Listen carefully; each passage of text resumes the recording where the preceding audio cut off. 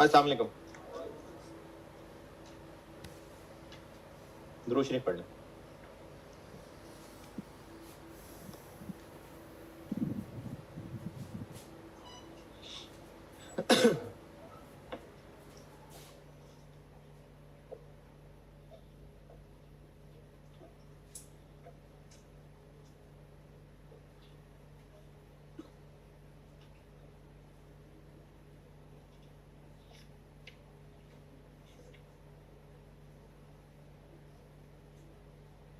आखिरी बात मैंने क्या की थी?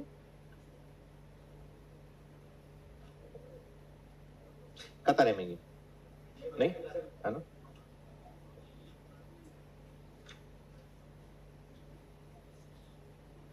अच्छा, जैसे कतर रहमी बहुत नापसंदीदा है ना, वैसे ही सिला रहमी के ना रिवॉर्ड है। सिला रहमी तो अच्छा सलूक है, सिला रहमी के भी रिवॉर्ड भी वैसे ही है। अच्छा, अब जिस सिला रहमी के रिवॉर्ड है ना,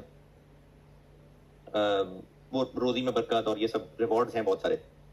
तो सिला रहमी क्या है? जैसे अब अगर हम फैमिली में कुछ लोगों से बहुत अच्छे मिलते हैं, तो क्यों अच्छे मिलते हैं भाई? क्योंकि वो लोग हमसे अच्छे मिलते हैं, और जो हमसे अच्छा नहीं मिलते फिर हम भी नहीं मिलते। ऐसे ही है ना, ये बदला है फिर। तो अगर किसी से इसलिए अच्छे मिल रहे हैं फैमिली में कि वो अच्छे से मिलते हैं तो अच्छी बात है, लेकिन ये वो सिला रहमी नहीं है जिसका रिवॉर्ड है। बुखारी 5991 सैयदना अब्दुल्लाह बिन उमर रज़ियल्लाहु अन्हु से रिवायत है, नबी अकरम सल्लल्लाहु अलैहि वसल्लम ने फरमाया, बदले में सिला रहमी करना सिला रहमी नहीं है, बल्कि सिला रहमी करने वाला वो है कि जब उसके साथ कतर रहमी की जाए तब वो सिला रहमी करे। यानी सिला रहमी का जो रिवॉर्ड है वो तब है जब कतर रहमी के बदले में सिला रहमी होती है। और इसी के साथ मैं एक और बताता हूँ, क्योंकि एक बच्चे ने पूछी भी थी ये बात। तो कोई फैमिली में हो गया, लड़ाई झगड़ा हो गया, कोई मामू से, चचा से, ताए से हो गया लड़ाई। अब पहल जिसने कर ली सुलह करने की वो ज्यादा बड़ा बन गया, मतलब अल्लाह की नजरों में, लेकिन अगला माफी नहीं कर रहा, मतलब अगले के जो है नखरी नहीं खत्म हो रहे, तो फिर से गालियां देके आ जाए उनको, है? दोबारा कोशिश कर लें। अच्छा, अब ये सुलह करने की कोशिश करने वाले को पता है कि वाकई जनरली कोशिश कर रहा है कि नहीं कर रहा। अगर कर रहा है और फिर दूसरा जिद्दबाजी में है तो फिर वो दूसरे का मसला है। सैयदना अबू हुरैरा रज़ियल्लाहु अन्हु से रिवायत है, ये मुस्लिम शरीफ की रिवायत पढ़ो मैं 6525। सैयदना अबू हुरैरा रज़ियल्लाहु अन्हु से रिवायत है, एक आदमी ने कहा कि अल्लाह के रसूल सल्लल्लाहु अलैहि वसल्लम, मेरे कुछ रिश्तेदार हैं, मैं उनसे सिला रहमी करता हूं और वो मुझसे कत्ता ताल्लुक करते हैं। मैं उनसे अच्छा सलूक करता हूं और वो मुझसे बुरा सलूक करते हैं। मैं उनसे तहम्मुल और बुर्दबारी से पेश आता हूं अच्छे तरीके से, और वो मेरे साथ नादानी से पेश आते हैं। आप सल्लल्लाहु अलैहि वसल्लम ने फरमाया, अगर तो ऐसा ही है जैसे तूने कहा है तो, अच्छा अब ये मुहावरतन बात हो रही है, तो गोया तू उनके मुंह में गर्म राख डाल रहा है, मतलब वो बाल उन्हीं पे, और उनके मुकाबले में तेरे साथ हमेशा अल्लाह की तरफ से एक मददगार रहेगा जब तक तेरा ये रवैया रहेगा। तो अगर फैमिली में इसलिए किसी के साथ अच्छे रिलेशन है क्योंकि उनके तरफ से अच्छे रिलेशन है, अच्छी बात है, मतलब बदले में होने चाहिए, लेकिन ये वो रिवॉर्ड वाली चीज नहीं है। अच्छा जी, एक अलमशहूर सवाल है जो कुछ ऐसा मनूस हुआ कि वो डिस्कस ही नहीं हो पाया। कुछ आप लोगों के जज्बात ऐसे थे कि सामने नहीं आ पा रहा, सवाल किया ही नहीं है शायद। ऑटम 12, या तो उसको मनूस समझ के क्लोज करें और दफा करें, हैं? ऑटम 12 किसने किया है सच्ची सच्ची? Part B. अच्छा, अब ये जितने 8-10 हाथ उठे हैं इनमें से मसले किसको हैं? बाकियों को मसला ही कोई नहीं। ये फिर अलग से पूछ लेना बेटे, अभी क्लास से पहले पूछ लेना। कल मेरी तरफ से डन हो गया ये सवाल, गया पार एक सवाल। जिन्होंने पूछना हो फिर वो क्लास से पहले पूछ लेना। कल एक होमवर्क दिया था, ऑटम 14।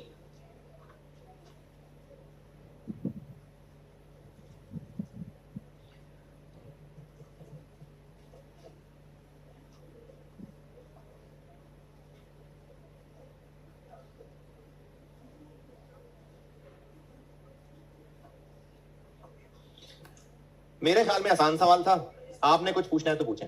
हाँ, एक पॉइंट बताता हूं, इसमें पावर को किस रेशो पे बांटा? पहले जो सवाल किया था उसमें तो मशीन हाउस में बांटा था, अब उससे ज्यादा बेहतर बेस मिल गई। जो किलोवाट आ रहे हैं ना, ये उस बिजली की ही एक्चुअल कंजम्पशन, एक्चुअल मतलब बजटेड है, लेकिन उस बिजली की कंजम्पशन ही बता दी है।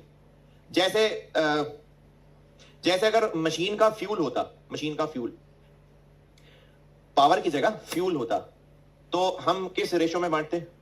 Machine hours. लेकिन अगर आपको फ्यूल की कंजम्पशन हर डिपार्टमेंट की बता दी होती, फिर उस कंजम्पशन की रेशियो में बांटते।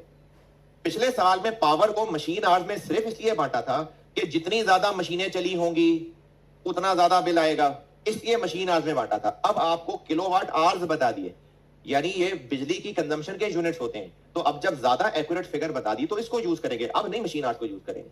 तो इसलिए पावर को किलोवाट आवर्स में बांटा है। और आपने कुछ पूछना है तो पूछे। पिछले सवाल में डेप्रिसिएशन चूंकि एसेट्स की बुक वैल्यू दी हुई थी इसलिए रेशियो में बांटा था। अब चूंकि वैल्यू नहीं दी तो मजबूरन पे मशीन आवर्स में बांटा। तो फिर जरूर बुक वैल्यू लेते, फिर मशीन आवर्स ना लेते डेप्रिसिएशन के लिए। या अगर बुक वैल्यू नहीं मशीनों की कॉस्ट दी होती तो कॉस्ट ले लेते, यानी वैल्यू लेते। नहीं थी तो मशीन आवर्स दिए। जी और पूछे इस सवाल में। अच्छा आप देखिए कल सामने मैंने 3 सवाल बोर्ड पे लाया था। कैसे पता चलेगा सवाल देख के कि ये कौन से मसले वाला सवाल है?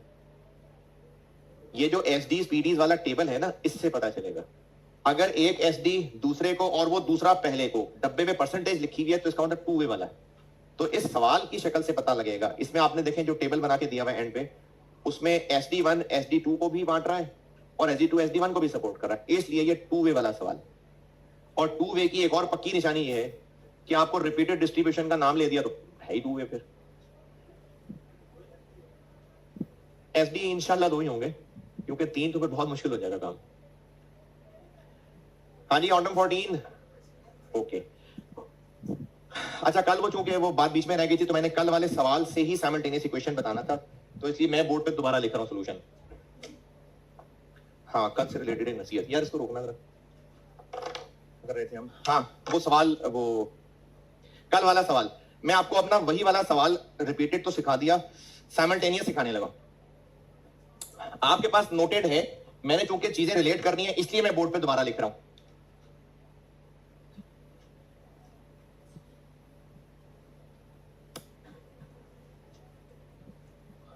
कल वाला सवाल जो मैं सॉल्व कर चुका हुआ हूं उसी की फिगर्स दोबारा लिख रहा हूं।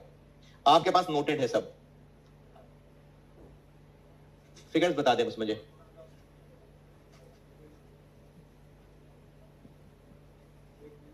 एक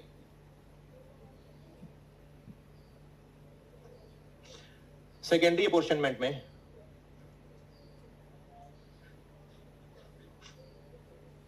SD1 किस रेशो में? 40 20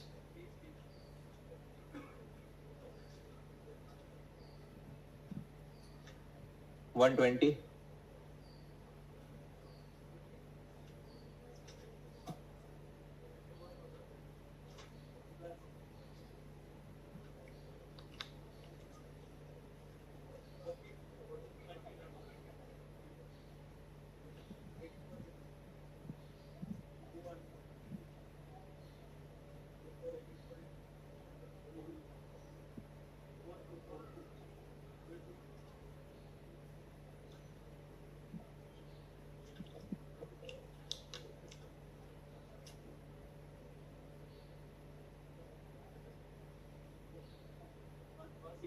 16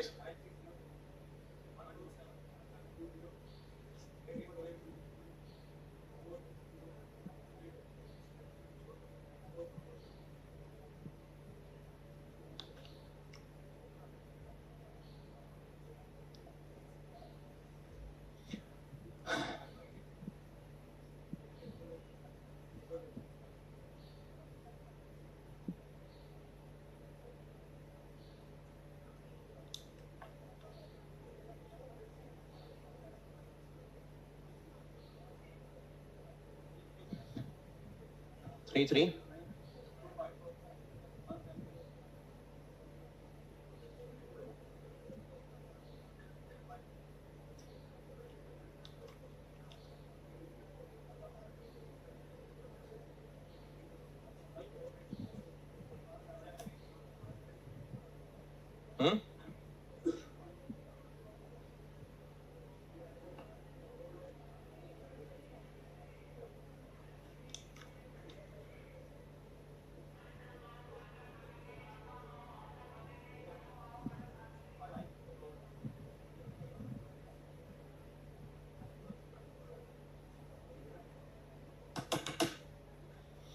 अच्छा, ये जो मैंने कल आखिरी लाइन लिखी थी ना, ये मैं दोहरा देता हूं, कुछ बच्चों को अगर समझ नहीं आई है तो चले दोहरा देता हूं।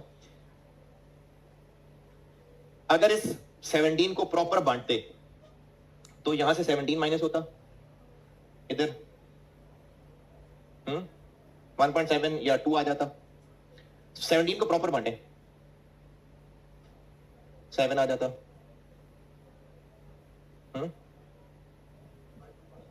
5 आ जाता, 3.3 आ जाता। ये 17 को अगर सही बांटते तो ऐसे बनता। फिर अगली लाइन में यहां से 2 निकालते, और अब यकीनन सब में पॉइंट्स आना ही आना था। इस 2 को बांटते 40 20 20, 0.8 0.4 0.4 0.4, सारे पॉइंट्स में जाने ही जाने थे। फिर उसके बाद और पॉइंट्स में चले जाना था। तो पॉइंट्स में चलेंगे तो फिर तो शाम तक ही करते रहेंगे। चूंकि इस 2 को हम बांटते तो पॉइंट्स में बढ़ते, तो हमने फिर हल ये किया कि यहां 2 लाए ही नहीं, और 2 नहीं लाए तो वो जो 2 था वो एक इधर एडजस्ट कर दिया, एक इधर एडजस्ट कर दिया, इधर नहीं इधर कर दिया। जब पॉइंट्स में जाने लगे तो ना जाए पॉइंट्स में, एसडी में लाए ही ना फिर, ताकि अगली लाइन बच जाए। तो इसलिए वो जो 2 था वो 2 यहां से हटा के बाकी जगह पर एडजस्ट कर दिया। ये कल किया था रिपीटेड डिस्ट्रीब्यूशन। ये आपके पास सॉल्व था। मैंने आपको जो अभी चीज सिखानी है उसके लिए मुझे ये दोबारा बनाना पड़ना था, तो ये मैंने दोबारा बनाया है। ये क्या था? 3 8 3 7 2 2 4 4 7 7 5 9 1 9। ठीक, ये था रिपीटेड डिस्ट्रीब्यूशन। ये सवाल मैंने सॉल्व किया था रिपीटेड डिस्ट्रीब्यूशन से। अब आगे लिखें, सेम सवाल है, साइमल्टेनियस से सॉल्व करना है। सेम सवाल, रिक्वायरमेंट सब सेम है, यूजिंग साइमल्टेनियस इक्वेशन मेथड।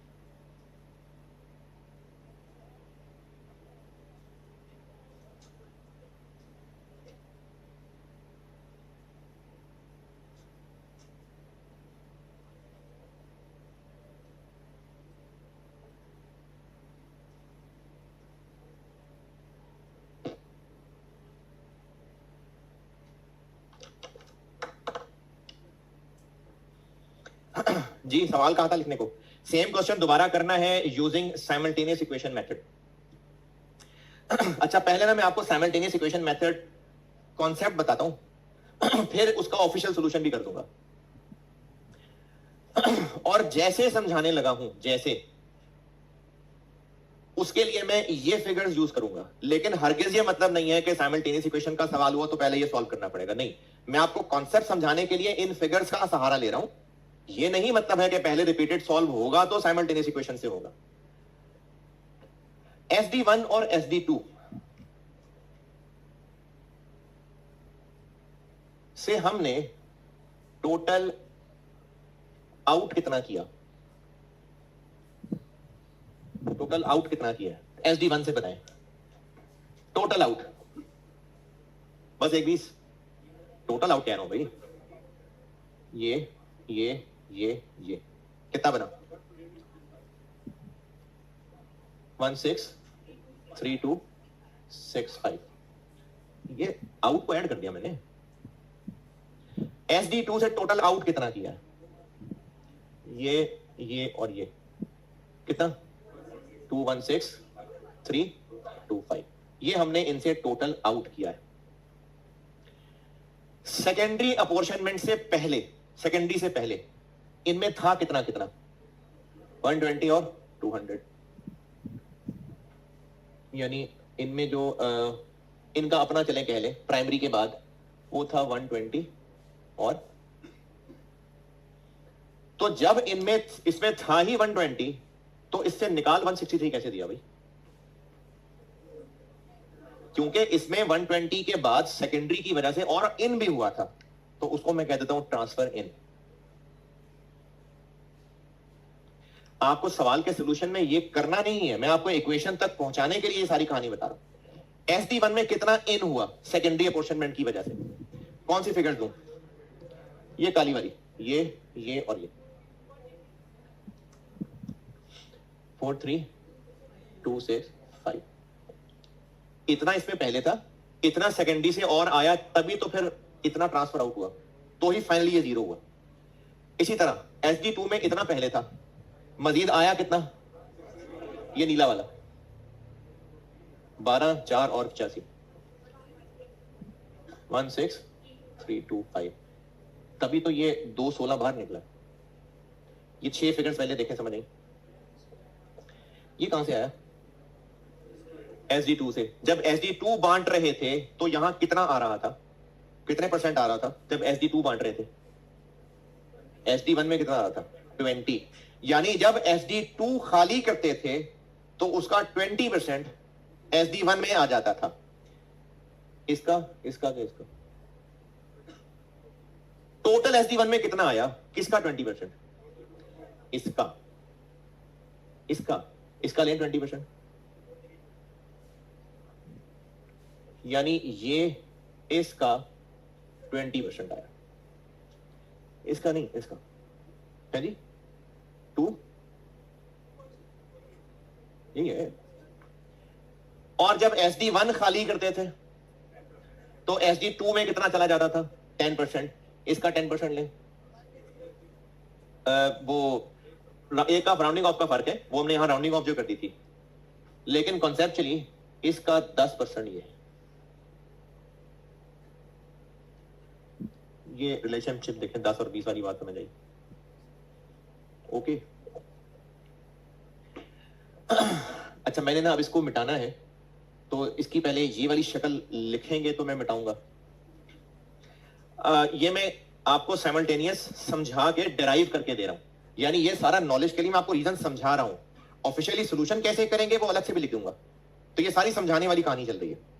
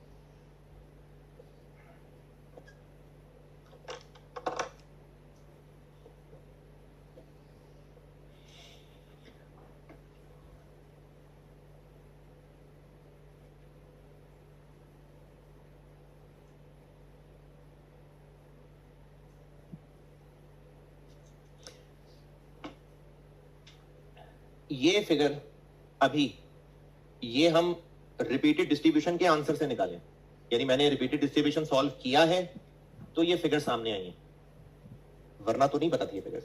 यानी अगर रिपीटेड डिस्ट्रीब्यूशन ना किया होता तो हमें इन 6 फिगर्स में से क्या पता और क्या नहीं पता। रिपीटेड डिस्ट्रीब्यूशन नहीं किया सॉल्व, तो बस ये पता है, हमें ये नहीं पता।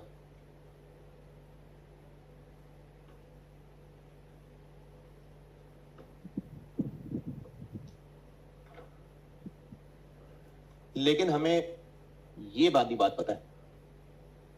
तो अगर SD1 के टोटल ट्रांसफर आउट को मैं x कह लूं तो ये क्या है? 0.1x। और अगर SD2 के टोटल आउट को मैं y कह लूं तो ये क्या है? 0.2y। तो साइमल्टेनियस इक्वेशन मेथड के ऑफिशियल सॉल्यूशन का आंसर ये बन गया working one for SD1 x is equal to 120,000 plus 0.2y और for SD2 y is equal to 2 lakh plus 0.1x। अब ये दो इक्वेशंस हैं, दो वेरिएबल हैं, फाइंड हो जाएगा x और y। PRC आप पास हैं अल्हम्दुलिल्लाह, हो जाएगा। कैलकुलेटर पे नहीं, अच्छा जिनको कैलकुलेटर पे बिल्कुल भूल गया है तो x की वैल्यू को इसमें डालें, उसको सॉल्व करें।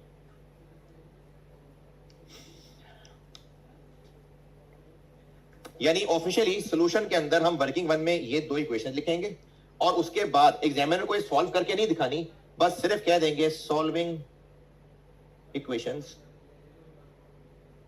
और x और y का आंसर लिख देंगे बस। तो इन दोनों को सॉल्व करें, अगर कैलकुलेटर पे करना आता है तो क्या हुआ, क्या करूं?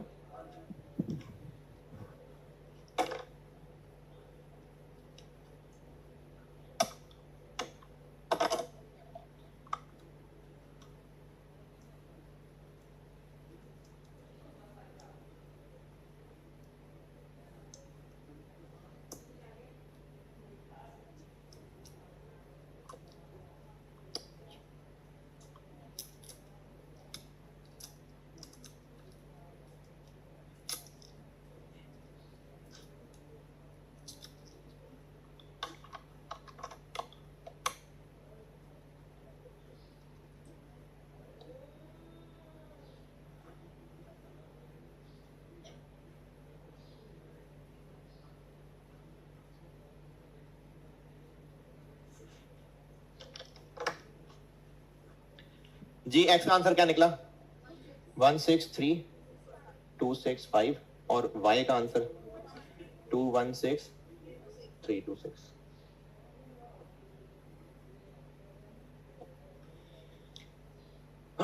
एक दो रुपए का फर्क होगा, कोई मसला नहीं है, वो हमने वैसे ही यहां इधर एक दो कॉलम में आगे पीछे कर लेना है। अच्छा, अगर आप इस इक्वेशन बनाने में इसकी हेल्प लेना चाहें तो आप वर्किंग में बिल्कुल ये भी कर सकते हैं, जैसे मैंने ये बनाया है। और इसको याद रखने के लिए ये प्राइमरी का आंसर और यहां से इधर क्या लेके जाना है, जब SD1 को बांट रहे होंगे तो इधर क्या जाएगा, जब SD2 को बांट रहे होंगे तो इधर क्या जाएगा। आप अगर इक्वेशन बनाने से पहले इसकी हेल्प लेना चाहें तो बिल्कुल ऐसे ड्रॉ कर सकते हैं, ये को नंबर नहीं कटेंगे, ये क्या किया इसमें, ये बिल्कुल आप ड्रॉ कर लें, उसके बाद इक्वेशन बना लें। अब ये जो इक्वेशन का आंसर आ गया, ये क्या फिगर मिल गई हमें, जो रिपीटेड डिस्ट्रीब्यूशन में इतनी सारी लाइनों के बाद पता चलना था, वो हमें इस इक्वेशन को सॉल्व करके पता चल गया। अब हम ये वर्किंग का आंसर अपने इस टेबल के अंदर लिख देंगे और बस दो ही लाइनों के अंदर ये सवाल पूरा हो जाएगा।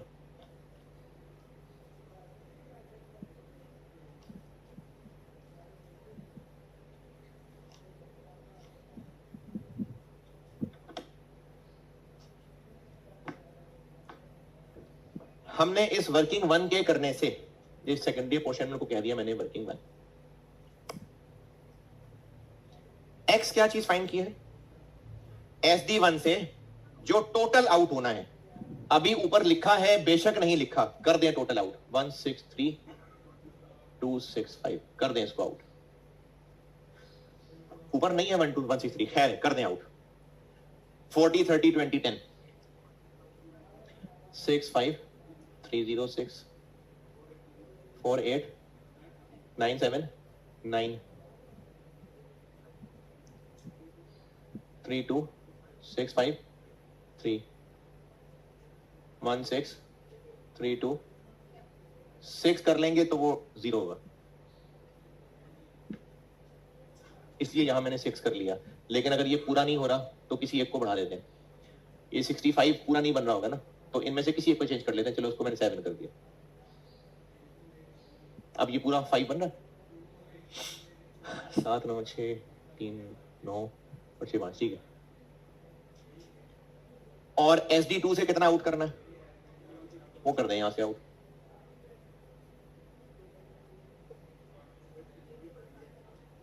86530। पहले इसको फारिग कर लें, यहां कितना लाऊं 43, ये लिखेंगे तो 0 होगा। अब बाकी देख लें अगर कहीं एडजस्ट करना बनता है तो 43265 43266 कर लेते हैं इसको, तो पूरा हो जाएगा और ये 2 लाइनों में खत्म हो गया।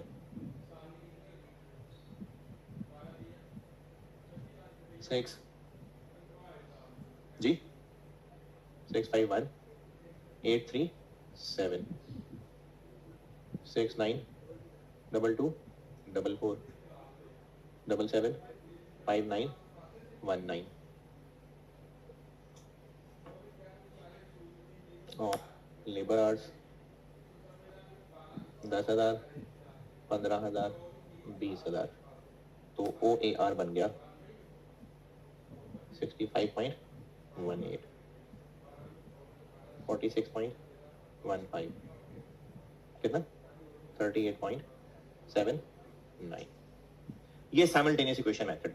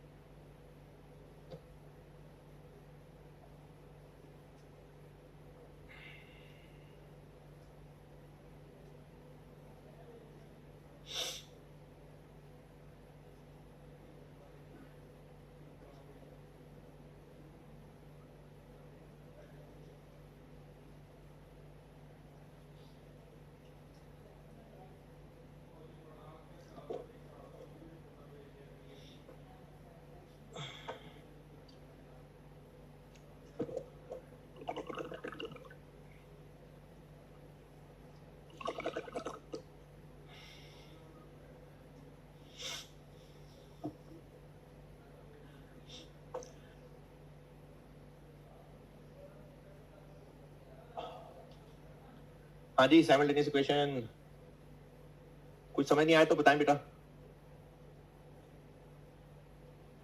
सब समझ आ गया? अच्छा, एक बिल्कुल सादा सा सवाल वो आप अभी कर दें, फिर मैं एक थोड़ा सा अच्छा सवाल क्लास में करता हूं। आप कर दीजिए पहले इस चैप्टर के सेकंड लास्ट क्वेश्चन होगा शायद, नहीं third last, question 11। Question 11 spring 12, बिल्कुल ऐसा ही सवाल है। प्राइमरी अपॉर्चनमेंट के बाद खर्चे दिए हुए, दो एसडी हैं, 3 पीडी हैं, परसेंटेजेस भी कुछ मिलती सी हैं। स्प्रिंग 12 अटेम्प्ट का सवाल है, नाइट्रेट लिमिटेड स्प्रिंग 12 अटेम्प्ट का सवाल है। ये आप लोग कर दें सॉल्व, फिर एक पास पेपर का सवाल मैं बोर्ड पे करूंगा। आप लोग अभी स्प्रिंग 12 सॉल्व कर दीजिए।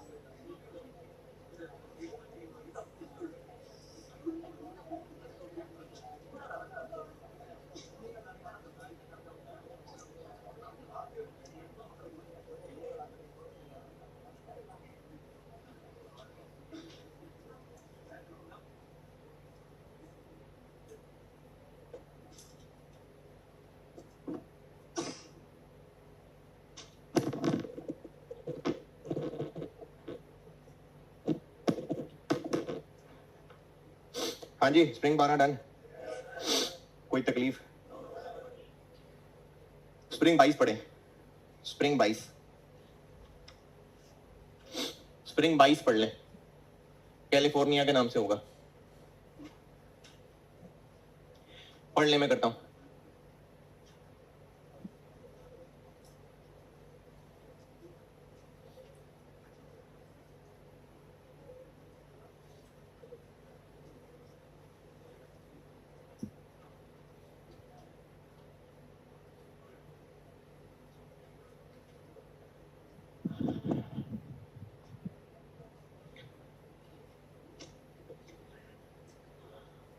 सवाल मिल गया तो पढ़ लें।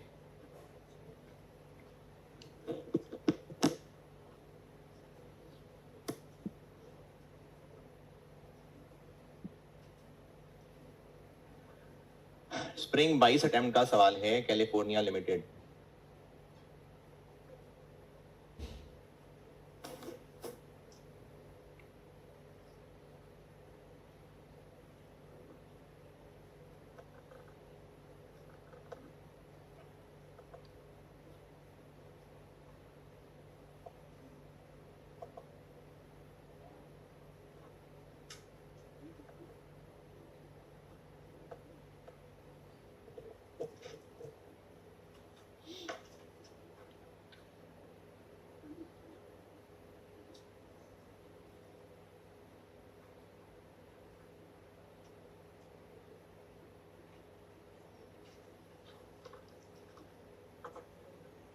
हाँ जी,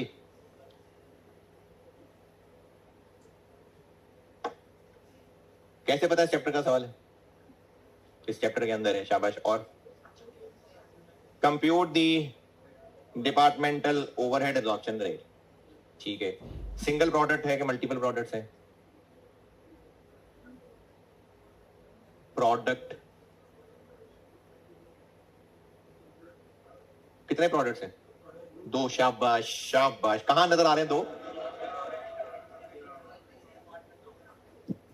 भाई एक ही प्रोडक्ट है, कहां है? दो कौन से प्रोडक्ट हैं? अच्छा, कैसे पता कि ये मसले नंबर टू वे का है कि वन वे का है? एक तो उसने लिख दिया साइमल्टेनियस इक्वेशन मेथड, तो पक्का टू वे है, और वैसे भी टेबल से पता चल रहा है कि एक एसडी दूसरे एसडी को सपोर्ट कर रहा है, तो साइमल्टेनियस इक्वेशन है। लेकिन अब इस सवाल में प्राइमरी अपोर्शनमेंट भी है, तो पहले तो प्राइमरी अपोर्शनमेंट करनी पड़ेगी। अंग्रेजी बेसिस टोटल, और एक है A B A C S A S B, और रुपीज मिलियन थाउजेंड क्या है, 1000 जी। सबसे पहले एफएच है जी, रेंट है, कितना है टोटल, 25,000, 100, और फैक्ट्री का रेंट है, तो किस रेशो में, फ्लोर एरिया। हाँ जी, फ्लोर एरिया में बांट दें जी। 1250, बस थक गए। 938 188 125, देख ले पूरा हो रहा है। 12, या तो इसको 7 कर लें, इसको 4 कर लें, चलो इसको 7 कर लिए, वो पूरा भी तो करना है ना। आगे फ्यूल कॉस्ट। अच्छा, ये सारा सवाल बिल्कुल आसान सा ही है, मेनली फ्यूल कॉस्ट की वजह से ये सवाल बोर्ड पे कर रहा हूं, वरना ये होमवर्क दे देता। फ्यूल कॉस्ट बताता हूं, नहीं मशीन आर्स नहीं, पहले अगले बताएं। फ्यूल कॉस्ट करते हैं अभी। डेप्रिसिएशन, डेप्रिसिएशन अवेलेबल में से क्या बेस्ट लग रहा है, मशीन आर्स, और है ही कुछ नहीं ऐसा जिसकी बेस पे बांटे, तो मशीन आर्स। फ्यूल करता हूं अभी, मशीन आर्स कितनी है टोटल, 2000, बांटे मशीन आर्स पे, 1294706, बस। और डेप्रिसिएशन के बाद इलेक्ट्रिसिटी, ये पंखे लाइटें, पावर होती तो मशीनें होती, इलेक्ट्रिसिटी, फ्लोर एरिया,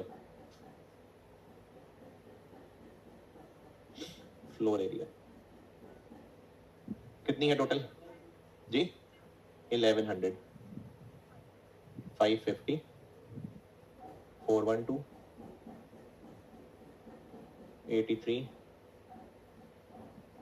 55, और बस।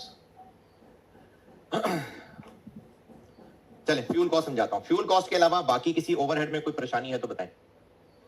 फ्यूल कॉस्ट समझाता हूं। अगर ये लास्ट लाइन ना लिखी होती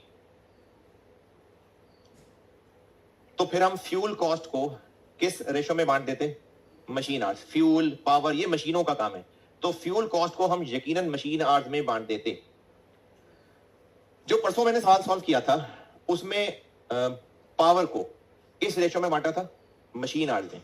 होमवर्क वाले में किसने बांटा है, किलोवाट, वो मशीन आवर्स में क्यों नहीं बांटा, क्योंकि बिजली की असल कंजम्पशन तो किलोवाट है। मशीन आवर्स तो बस एक अंदाजा लगाया था कि जितनी देर मशीनें चली होंगी, जब किलोवाट आवर्स दे दिए तो फिर मशीन आवर्स को लिफ्ट नहीं कराया।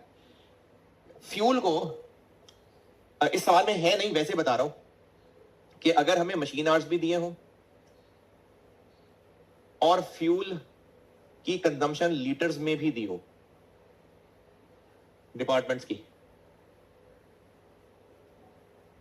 ये पीडी और एसडी, अगर इनमें इस्तेमाल होने वाले फ्यूल लीटर्स में भी दिया हो क्वांटिटी उसकी, और मशीन आवर्स भी दी हो, तो अब फ्यूल कॉस्ट को किसमें बांटेंगे, अब लीटर्स में बांटेंगे या अभी भी मशीन आवर्स में। क्यों, क्योंकि फ्यूल का एक्सपेंस डायरेक्टली इससे रिलेटेड है। ये तो हम सिर्फ गुजारा चला रहे होते हैं कि मशीनें जितनी देर चलेंगी उतना ज्यादा फ्यूल इस्तेमाल होगा। जब असल फ्यूल कंजम्पशन पता चल गई तो फिर इसको हम जरूर बेच लेते हैं, जैसे होमवर्क वाले सवाल में किलोवाट आवर्स को बेच लिया था, है ना। और इसको हम इसलिए लेते क्योंकि 1 घंटा पंखा चले और 1 घंटा एसी चले तो बराबर थोड़ी बिजली खाएंगे। 1 घंटा मोटरसाइकिल चले और 1 घंटा ट्रक चले, बराबर थोड़ी पेट्रोल इस्तेमाल होगा। तो इसलिए इसको हम सिर्फ गुजारा चलाऊ काम ले रहे होते हैं। अगर फ्यूल लीटर में कंजम्पशन बता दी तो हम इसको लेते। ये बात ओके। अगर लास्ट सेंटेंस ना दिया होता ना तो हम लोग जरूर मशीन आवर्स की रेशो में बांट देते। लास्ट सेंटेंस देखते हैं, पर आवर फ्यूल कंजम्पशन, यानी 1 घंटे में जितना लीटर फ्यूल कंज्यूम होता है लीटर तो नहीं बताए, लेकिन ये बता दिया कि एसी डिपार्टमेंट में एबी डिपार्टमेंट से फ्यूल की कंजम्पशन 50% ज्यादा है। यानी अगर एबी डिपार्टमेंट की मशीन 1 घंटे में 10 लीटर फ्यूल खा जाती है तो एसी डिपार्टमेंट की 15 लीटर खा जाएगी। ये इस सेंटेंस का मतलब। यानी हमारे पास अब फ्यूल की कंजम्पशन की इंफॉर्मेशन है, तो अब हम यहां मशीन आवर्स की रेशो में नहीं बांट सकते। लास्ट सेंटेंस ना लिखा होता जरूर मशीन आवर्स में बांटते। लास्ट सेंटेंस की वजह से हमारे पास फ्यूल कंजम्पशन की इंफॉर्मेशन आ गई है, तो अब हमने इसको फ्यूल कंजम्पशन की रेशो में बांटना है, लेकिन रेशो तो दी नहीं है। चले हल करते हैं उसका।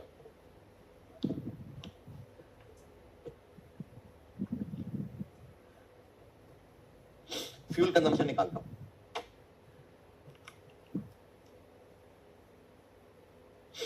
अगर हमें फ्यूल कंजम्पशन लीटर्स में ए बी और एसी, एसी और एसबी में फ्यूल नहीं है शायद, सवाल में नहीं पता चलेगा। सवाल में अंग्रेजी में उसने लिखा हुआ है कि एस ए बी में फ्यूल और ए सी में फ्यूल, इनका जिक्र है बस, तो इनमें नहीं है। और मशीन आर्स भी इनमें है ही नहीं, है ही सिर्फ ए बी और ए बी और एसी में। क्या अजीब से नाम है, ए बी और एसी और एस ए और एस बी, PD1 PD2। तो मशीन आर्स PD1 PD2 में ही है, एसडीज में है भी नहीं, तो इसलिए फ्यूल कंजम्पशन भी बस पीडीज में है। अगर फ्यूल कंजम्पशन के लीटर बताए होते तो हम फ्यूल के लीटर्स की रेशो में बांटते या फिर भी मशीन आर्ट में? लीटर डायरेक्टली तो नहीं बताए, लेकिन इतना बताया है कि इसकी मशीन इससे 50% ज्यादा फ्यूल खाती है।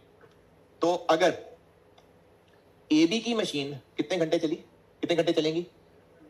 22,000 आवर्स, तो उनमें ये इतना फ्यूल खा जाएगी। ये क्या किया मैंने, 1 घंटा x लीटर खाती है मशीन, तो 22,000 घंटों में इतने। और एसी की मशीन है 12,000 घंटे चलेगी, और ये 1 घंटे में इतना फ्यूल है।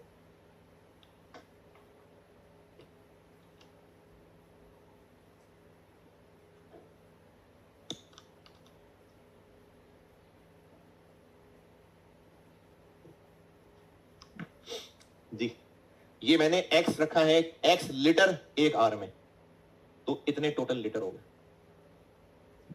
तो हमने 22,000 x और 18,000 x की रेशो में बांटना है।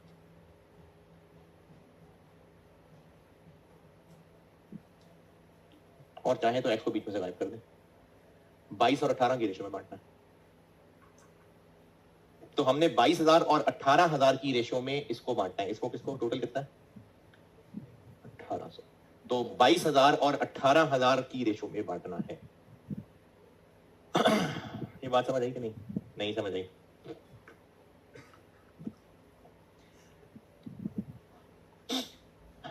एसी डिपार्टमेंट की मशीन एबी की मशीनों से ज्यादा फ्यूल खाती। अगर एबी की मशीन 1 घंटे में 1 लीटर फ्यूल कंज्यूम करेगी, तो टोटल कितने घंटे उस मशीनों ने चलना है? तो इतना लीटर कंज्यूम हो जाएगा ना। और डिपार्टमेंट एसी की मशीनों ने कितने घंटे चलना है? 12,000 घंटे। ये 1 घंटे में कितना फ्यूल कंज्यूम करेगी? 1.5 लीटर। तो ये 22,000 लीटर और ये 18,000 लीटर। तो जब इसको 22 और 18 की रेशो में बांटेंगे, 990810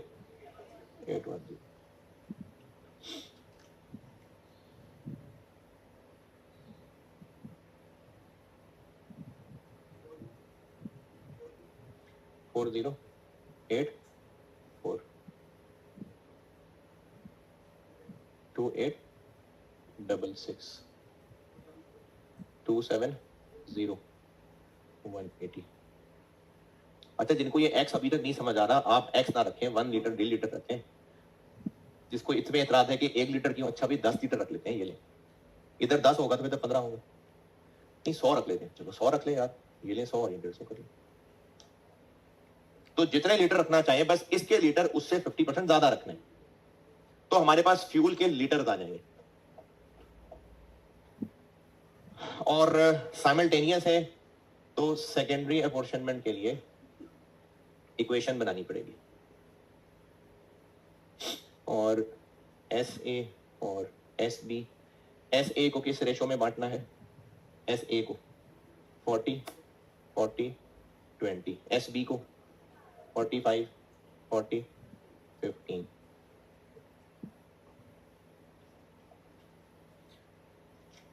एस ए के लिए इक्वेशन क्या बनेगी, x is equal to 270 plus, जब इसको बांटेंगे तो दूसरे में कितना जाएगा 20.2y, और एस बी की बनेगी y इज इक्वल टू 180, और जब y को बांटेंगे तो इसमें कितना जाएगा 15, और ये दो इक्वेशंस बनाने के बाद हम कहेंगे सॉल्विंग इक्वेशंस, और फिर फाइनल आंसर लिख देंगे 315 और y जी 27227।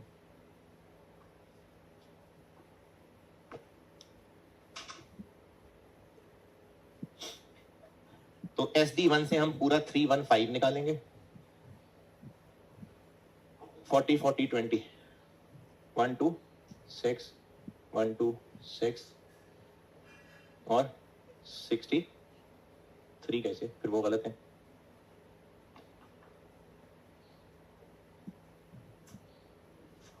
ये 63 तो नहीं बनेगा, ये तो कैंसिल ही नहीं होगा,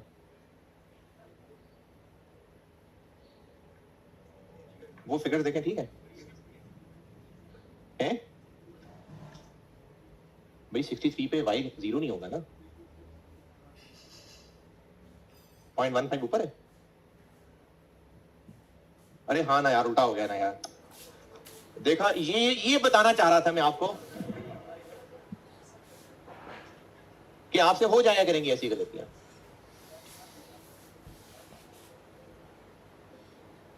इनके अपने कितने हैं 270 180,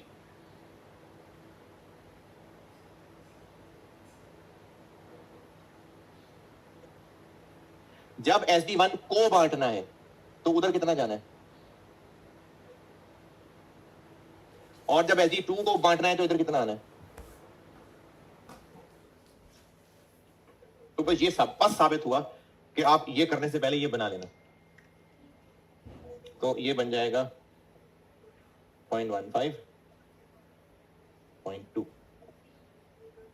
306 241।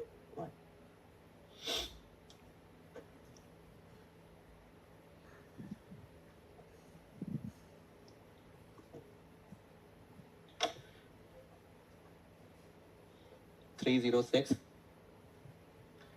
122 122 और 61, और अब ये 6 पूरा नहीं हो रहा तो किसी एक को इसको 3 कर दे चले, तो ये 6 पूरा हो जाएगा, और यहां से निकाल दें वो 241, इधर 10 36 97 कर देते हैं, 7 से पूरा होगा,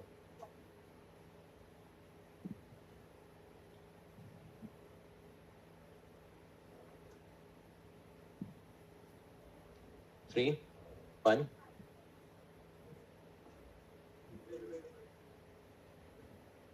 और OAR की बेस क्या है, इसके कितने हैं मशीन आवर्स जो कि हैं 22,000 आवर्स, इसके क्या है लेबर आवर्स वो कितने हैं 10,000 आवर्स, तो OAR बन गया,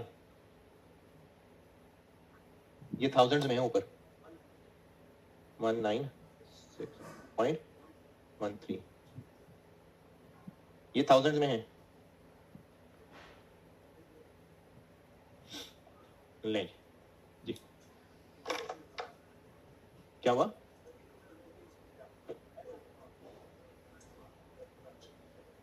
अच्छा ये इतने अजीब अजीब से नाम थे ये।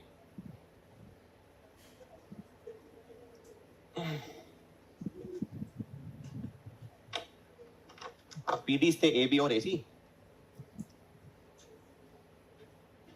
और ये थे एस ए और एस बी।